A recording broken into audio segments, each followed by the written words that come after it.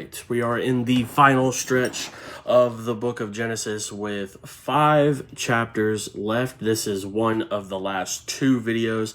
The last video will cover the last 3 chapters, chapters 48, 49, and 50. So here we are in Genesis chapter 46 and 47 today. Jacob goes to Egypt. So Israel set out with all that was his, and when he reached Beersheba, he offered sacrifices to the God of his father Isaac. And God spoke to Israel in a vision at night and said, Jacob, Jacob, here I am, he replied. I am God, the God of your father, he said. Do not be afraid to go down to Egypt, for I will make you into a great nation there. I will go down to Egypt with you, and I will surely bring you back again. And Joseph's own hand will close your eyes. Then Jacob left Beersheba, and Israel's sons took their father Jacob and their children and their wives and the carts that Pharaoh had sent to transport him. So Jacob and all his offspring went to Egypt, taking with them their livestock and the possessions they had acquired in Canaan. Jacob brought with him to Egypt his sons and grandsons and his daughters and granddaughters, all his offspring. These are the names of the sons of Israel, Jacob and his descendants who went to Egypt. Reuben, the firstborn of Jacob, the sons of Reuben, Hanok, Palu, Hezron, and Carmi. The sons of Simeon, Jemuel, Jamin, Ohad, Jachin, Zohar, and Shaul, the son of a Canaanite woman. The sons of Levi, Gershon, Kohath, and Merari. The sons of Judah, Onan, Shelah, Perez, and Zerah. But and Onan had died in the land of Canaan. The sons of Perez, Hezron, and Hamul. The sons of Issachar, Tola, Pua, Jashub, and Shimron. The sons of Zebulun, Zered, Elon, and Jalil. These were the sons Leah bore to Jacob in Paddan Aram. Besides his daughter Dinah, these sons and daughters of his were 33 in all. The sons of Gad, Zephon, Hagi, Shuni, Esbon, Eri, Arodi, and Areli. The sons of Asher, Imnah, Ishva, Ishvi, and Beriah. Their sister was Sarah. The sons of Beriah, Heber, and Malchiel. These were the children born to Jacob by Zilpah, whom Laban had given to his daughter Leah, 16 in all. The sons of Jacob's wife Rachel, Joseph and Benjamin. In Egypt, Manasseh and Ephraim were born to Joseph by Asenath, daughter of Potiphera, priest of On. The sons of Benjamin, Bela, Becher, Ashbel, Gera, Naaman, Ahi, Rosh, Mupim, Hupim, and Ard. These were the sons of Rachel who were born to Jacob, 14 in all. The son of Dan, Hushim. The sons of Naphtali, Jazeel, Guni, Jezer, and Shalem. These were the sons born to Jacob by Bilhah, whom Laban had given to his daughter Rachel, 7 in all.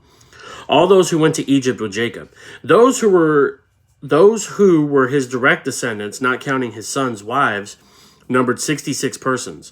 With the 2 sons who had been born to Joseph in Egypt, the members of Jacob's family, which went to Egypt, were 70 in all. Now Jacob sent Judah ahead of him to Joseph to get directions to Goshen.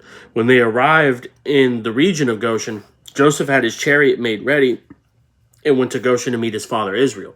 As soon as Joseph appeared before him, he threw his arms around his father and wept for a long time. Israel said to Joseph, Now I am ready to die, since I have seen for myself that you are still alive. Then Joseph said to his brothers and to his father's household, I will go up and speak to Pharaoh, and will say to him, My brothers and my father's household, who were living in the land of Canaan, have come to me. The men are shepherds, they tend livestock, and they have brought along their flocks and herds and everything they own. When Pharaoh calls you in and asks, What is your occupation? You should answer, Your servants have tended livestock from our boyhood on, just as our fathers did. Then you will be allowed to settle in the region of Goshen, for all shepherds are detestable to the Egyptians.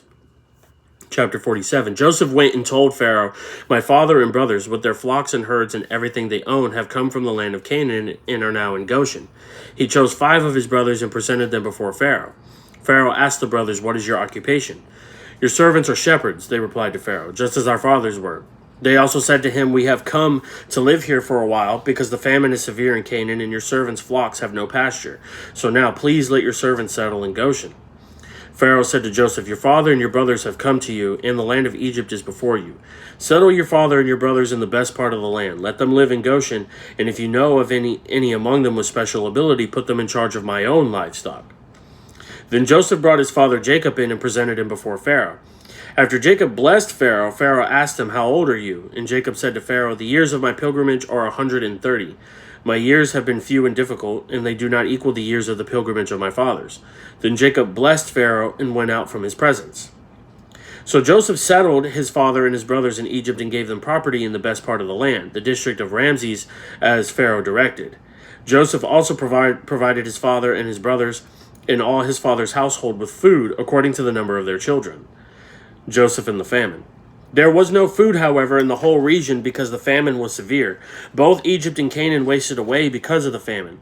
Joseph collected all the money that was to be found in Egypt and Canaan in payment for the grain they were buying, and he brought it to Pharaoh's palace. When the money of the people of Egypt and Canaan was gone, all Egypt came to Joseph and said, "Give us food. Why should we die before your eyes? Our money is all gone." "Then bring your livestock," said Joseph. "I will sell you food in exchange for your livestock, since your money is gone." So they brought their livestock to Joseph, and he gave them food in exchange for their horses, their sheep and goats, their cattle and donkeys. And he brought them through that year with food in exchange for all of their livestock. When that year was over, they came to him the following year and said, "We cannot hide from our Lord the fact that since our money is gone and our livestock belongs to you, there is nothing left for our Lord except our bodies and our land. Why should we perish before your eyes, we and our land as well? Buy us and our land in exchange for food, and we with our land will be in bondage to Pharaoh. Give us seed so that we may live and not die, and that the land may not become desolate." So Joseph brought all the land in Egypt for Pharaoh. The Egyptians, one and all, sold their fields because the famine was too severe for them. The land became Pharaoh's, and Joseph reduced the people to servitude, from one end of Egypt to the other. However, he did not buy the land of the priests, because they received a regular allotment from Pharaoh and had food enough from the allotment Pharaoh gave them. That is why they did not sell their land. Joseph said to the people, "Now that I have brought you and your land today for Pharaoh, here is seed for you, so you can plant the ground. But when the crop comes in, give a fifth of it to Pharaoh. The other 4/5 you may keep as seed for the fields and as food for yourselves and your households and your children." "You have saved our lives," they said. "May we find favor in the eyes of our Lord. We will be in bondage to Pharaoh." So Joseph established it as a law concerning land in Egypt, still in force today, that a fifth of the produce belongs to Pharaoh. It was only the land of the priests that did not become Pharaoh's. Now the Israelites settled in Egypt in the region of Goshen. They acquired property there and were fruitful and increased greatly in number. Jacob lived in Egypt 17 years, and the years of his life were 147. When the time drew near for Israel to die, he called for his son Joseph and said to him, "If I have found favor in your eyes, put your hand under my thigh and promise that you will show me kindness and faithfulness. Do not bury me in Egypt, but when I rest with my fathers, carry me out of Egypt and bury me where they are buried." "I will do as you say," he said. "Swear to me," he said. Then Joseph swore to him, and Israel worshipped as he leaned on the top of his staff. Chapter 46, verses 1 through 7. Even though Jacob would have been thrilled to travel to Egypt and see Joseph, there must have been a question in the back of his mind. What about the promised land?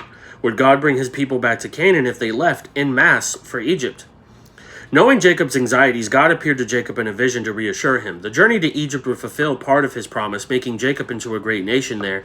At the appointed time, God would bring them back, and in the meantime, God promised to be with Jacob for the journey. Armed with God's presence and a renewal of God's promise, Jacob was able to make the trek with hope. Verse 8 through 27. What follows here is a list of Jacob's descendants at the time of his journey to Egypt. Each of Jacob's sons had a bundle of sons of their own, so that the entire family numbered 70 persons. God's promise to make Abraham's descendants as numerous as the stars in the sky was already on its way to fruition. This was an enormous family by any measure, but the specific number 70 would have been significant as well. In Hebrew culture, the number 7 indicated completion and fullness. In pointing out that Jacob had a family of 70, the author hints to us that Jacob's family was fulfilling the promise that God had made. Verse 28 through 30. After an absence of 22 years, Joseph was reunited with his father Jacob. Joseph threw his arms around him and wept for a long time. Jacob was overcome with emotion as well, exclaiming that he was ready to die now because he had seen Joseph's face. This reunion once again confirmed to Jacob that God's promises were good and dependable, even when circumstances had seemed to threaten them. Verse 31 through 34. Joseph gave his family a brief lesson in cross-cultural communication, helping them know how to interact with Pharaoh. Specifically, he encouraged them to emphasize not only that they were shepherds, since all shepherds are detestable to Egyptians, but also that they had raised livestock from their youth. Joseph hoped to acquire for his family the land near Goshen, which was suitable for raising sheep and cattle. Chapter 47, verses 1 through 6. Joseph's family met Pharaoh. They asked to settle in the land of Goshen, and Pharaoh agreed. God had sent Joseph ahead to save his family and prepare a place for them. Here God was fulfilling his promise and settling Jacob's family in the land. Verse 7 through 12. Jacob's brief audience with Pharaoh hints at the fulfillment of another aspect of God's covenant with Abraham.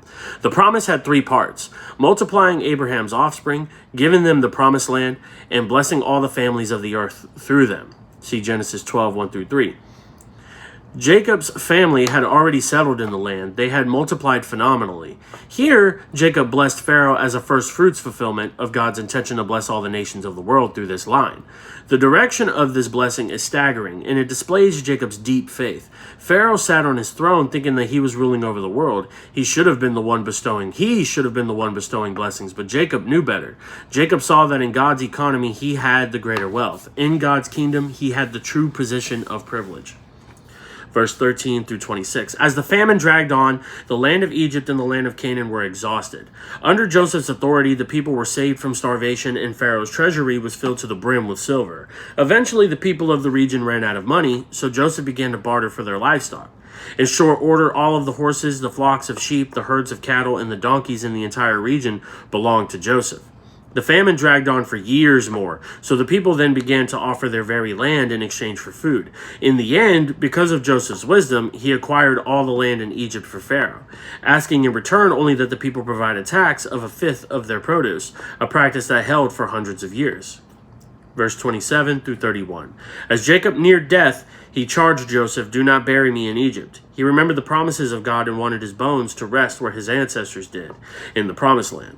Joseph, swearing with a solemn oath, agreed to Jacob's request. And that is the end of Genesis chapters 46 and 47.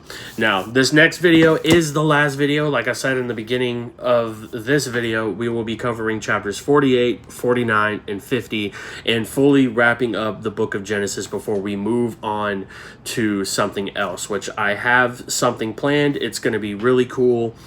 We will be going back to the daily videos versus the 3 weekly ones, just until that special is wrapped up, and then we will go back to the 3 videos per week. So may God bless everyone, and I will see y'all next time.